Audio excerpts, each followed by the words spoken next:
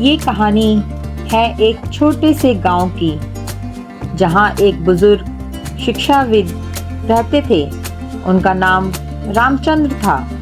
रामचंद्र जी गांव के सभी लोगों के लिए एक प्रेरणा का स्रोत बने थे।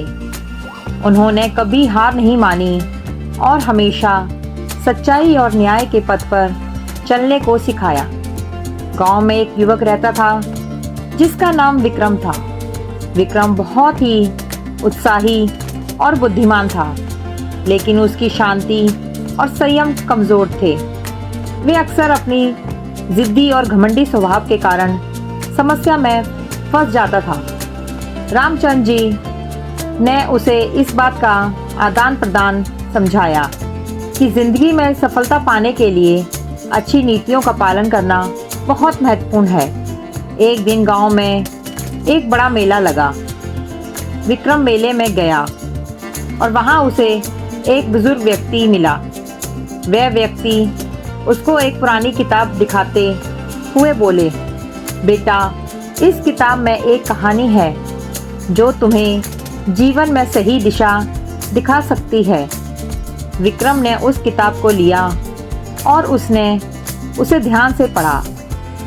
वहाँ एक कहानी थी जिसमें एक युवा राजकुमारी थी जो अपने देश के लिए कुछ करना चाहती थी, लेकिन उसके पास इतनी शक्ति नहीं थी। उसने एक सद्गुणी ब्राह्मण से पूछा कि वह क्या कर सकती है। ब्राह्मण ने उसे एक मान्य व्रत के बारे में बताया जिससे वह अपनी इच्छा पूरी कर सकती थी। विक्रम ने कहानी को पढ़कर सोचा, क्या इस तरह मुझे भी कोई रास्ता मिल सकता है जिससे मैं अपने लक्ष्य को हासिल कर सकूं। उसने फैसला किया कि उसे अपनी बुद्धिमानी का उपयोग करके समस्याओं का हल करना होगा और अपने जीवन को सफल बनाने के लिए अपनी स्वार्थी आदतों को छोड़ना होगा। विक्रम ने रामचंद्र जी से मिलकर उनसे सलाह ली और उसने नई दिशा में चलने का निर्णय लिया। रामचंद्र जी ने उसे योग्यता और अच्छी नीतियों के महत्व के बारे में बताया। उसे समझाया कि किसी भी स्थिति में सही और गलत का निर्णय सही समय पर लेना बहुत महत्वपूर्ण होता है। विक्रम ने अपनी जिंदगी में कुछ बदलाव किए और अपनी कठोर मेहनत और समर्पण से कई समस्याओं का समाधान किया। उसकी सफलता की कहानी गांव में फैल गई और लोग उसे एक प्रेरणा का स्रोत मानने लगे।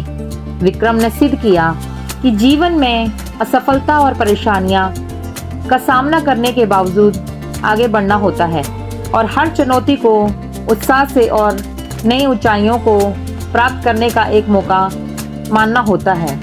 इस कहानी से हमें यह सीखने को मिलता है कि जीवन में सफलता पाने के लिए आत्मविश्वास, सहनशीलता और उत्साह की आवश्यकता होती है।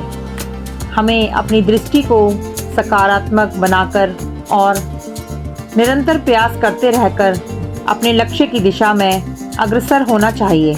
जब हम सच्ची मेहनत और समर्पण से काम करते हैं तो अंत में हमारी मेहनत हमें सफलता की ऊंचाइयों तक पहुंचा सकती है।